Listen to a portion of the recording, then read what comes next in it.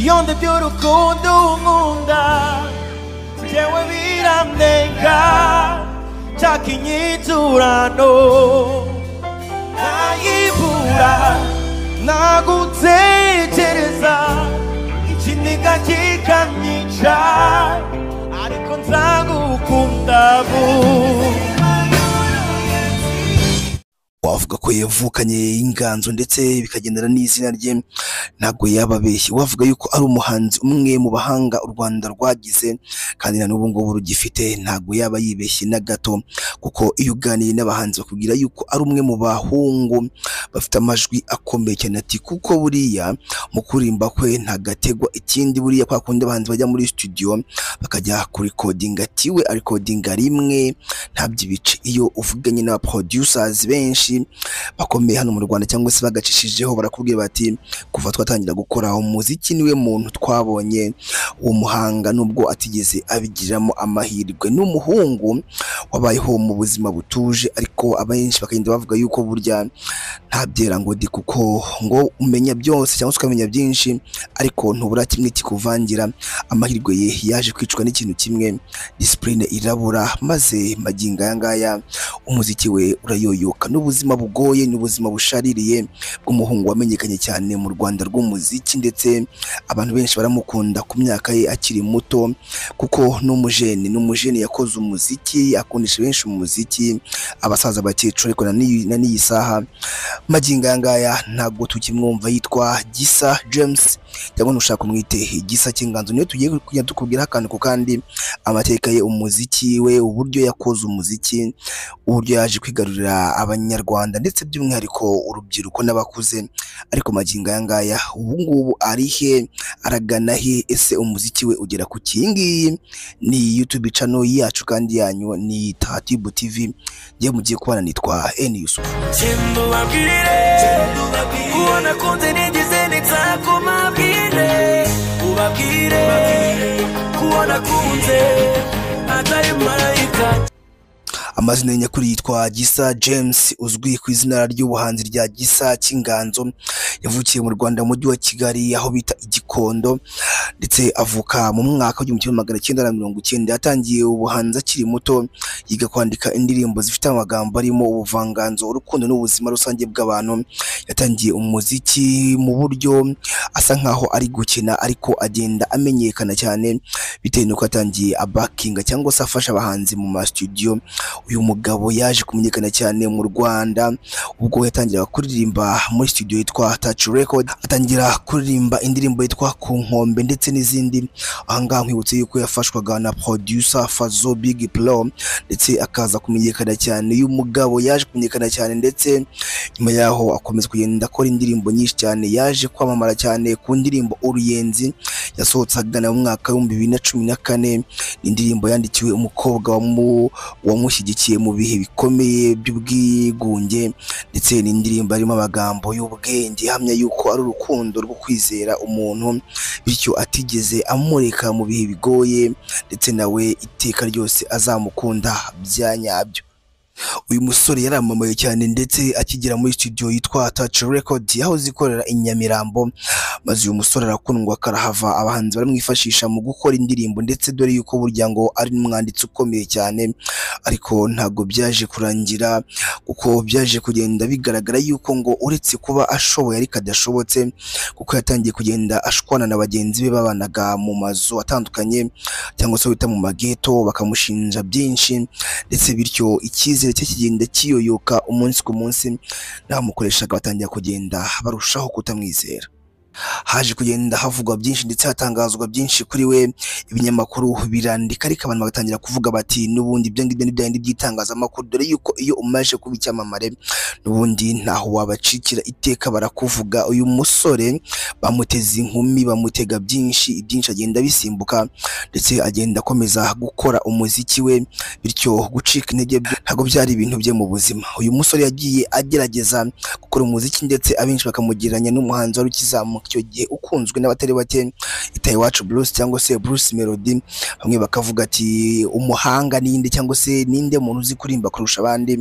Anga benshi bemezaga yuko nta gushidikanya Gisa cy'Inganzo arusha umuhanzi Bruce Melody ati kuko iyo ugeze muri studio nibwo umenya ubuhanga bwawe. Ibingibi byatangazwaga namwe mu babakoreraga indirimbo icyo gihe, harimo nka Piano de Grooveman ndetse hakabamo na producer Fazo Big Pro. Bakavuga bati Gisa cy'Inganzo ni umuhanga rwose bishoboka.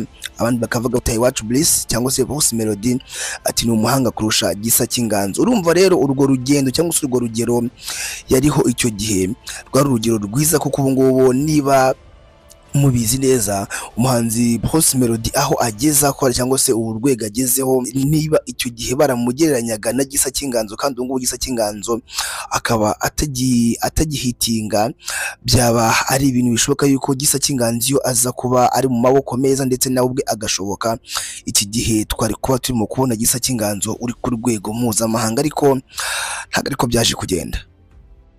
Muri ubwo bwamamare bwose bwe bw'umuziki Gisa yaje guhura n'ibibazo bikomeye cyane, ndetse ashinjwa gukoresha ibiyobyabwenge ubwo byagezeho afungwa ndetse agafungirwa muri gereza ya Mageragere i Nyarugenge, aho yamaze hafi imyaka 2 akatirwa icyaha cyo gukoresha ibiyobyabwenge.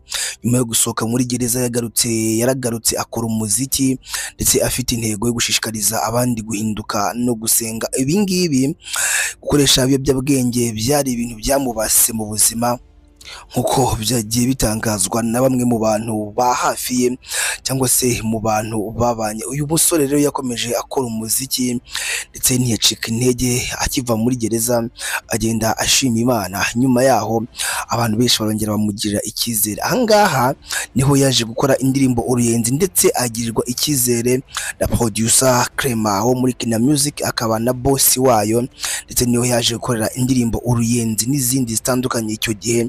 Bityo abantu baravuga bati agiye mu maboko meza ariko ashobora kuba agiye guhinduka. Ntabwo ariko rero byaje kugenda, ahubwo nyuma yaho Gisa cy'Inganzo kwa gushobora ariko ntashoboke byaje kongera kumusubiza mu bibazo, aho yaje gufatirwa i Nyamirambo mu Biryogonga arimo kunywa mugo. Bityo nanone Gisa cy'Inganzo abantu benshi bari bamaze kugira icyizere, arongera asubira muri gereza ndetse amarayo ikindi gihe kingana n'umwaka. Gisa ubwe yigeze gutangaza yuko ibyo kunywa ibiyobyabwenge rwose batamubeshye, ati kandi ni ibintu nagiye ntangira gahoro gahoro, ati ndetse nkumva ni ibintu binshimishije. Ubwe yigeze gutangaza yuko hari igihe yumvaga ari wenyine afite ibibazo by'ubuzima ndetse akumva yagerageza ikintu cyo kunywa kugira ngo atuze, ati nibwo naje gutangira gukoresha ibiyobyabwenge. Ubu ni ubuhamya yagiye atanga ubwe abyivugiye ku giti cye, avuga yuko yinjiye mu mwijima wo gukoresha ibiyobyabwenge akiri muto, ahanini abitewe n'igitutu cy'ubuzima, kugwa mu kigare cy'urubyiruko rubikoresha ndetse no kwifuza kwishima mu buryo butari ubwa nyabwo. Ati niko naje gukoresha ibiyobyabwenge. Mu mwaka wa 2015 polisi yamufashe afite ibiyobyabwenge bya crack ndetse ahita ajyanwa mu bigo bino bibanza kujyamo abantu cyangwa se babyita Transit Center i Gikondo, aho bita kwa Kabuga, aho yahabwaga amasomo agamije kumufasha kwisubiraho. Mu myaka yakurikiyeho nka 2017 yongeye gufatwa, noneho afungirwa i Mageragere, aho yamaze umwaka n'igice bisaga imyaka 2 ndetse afashwa mu buryo bwo kugira ngo bamugorore. Yavuze yuko igihe yamazeyo cyamufashije kuba umuntu ureba kure kugira ngo ahinduke, ariko nabwo abenshi bavuga yuko nta kintu byamumariye, kuko nyuma y'umwaka umwe gusa nabwo yarongeye ajya muri gereza. Aha Gisa ubwe yaravuze ati ndabwiye Imana nti nyamuneka mfungura cyangwa se Imana nimfungure, niba gufungwa ari bwo buryo bwo guhinduka nzabwakira, ndetse Imana nimfungura nzahinduka. Aya ngaya ni amagambo ya Gisa cy'Inganzo ubwe yivugira. Ibyo bigaragaza ko igihe yaramaze muri gereza yaramaje gucika intege, bose yifuzaga guhinduka, ndetse igihe yamaze muri gereza yakoresheje neza igihe cye, yiga amasomo atandukanye ajyanye no kwiyubaka no kuva mu biyobyabwenge ndetse atangira no kongera kwandika indirimbo zubaka zirimo ubuhamya bwe n'icyizere cy'ejo hazaza. Nyuma yo kuva muri gereza, Gisa yavuze ko yiyemeje kureka burundu ibiyobyabwenge no gusubira mu muziki, ariko noneho abanje gusana umutima n'ubwonko bwe. Avuga ko iyo atagira ubwo bufasha bwo gufungwa yari kuba yarapfiriye mu muhanda cyangwa se agacika intege burundu akaba yava ku isi. Ibyo ngibyo nibyo yatangaje ubwo yaravuye muri gereza ku nshuro ya gatatu. Nyuma yaho abantu benshi batangira kongera kumugirira icyizere no kumutega amatwi.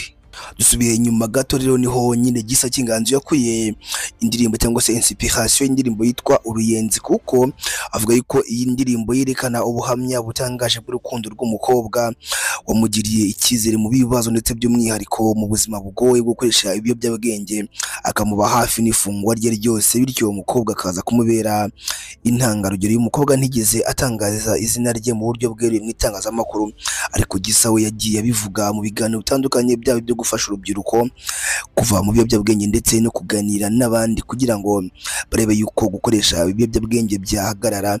Agenda avuga ati umukobwa wangiriye neza, umukobwa wampaye byose, umukobwa wambaye hafi abandi bampunze. Akaba ariyo inspiration y'indirimbo Uruyenzi yakunzwe cyane ndetse igatuma abenshi bakomeza kugirira icyizere uyu musore bivugwa ko ari umwe mu bahanga bakomeye cyane mu muziki wo kuririmba u Rwanda rwagize kandi n'ubu ngubu rugifite.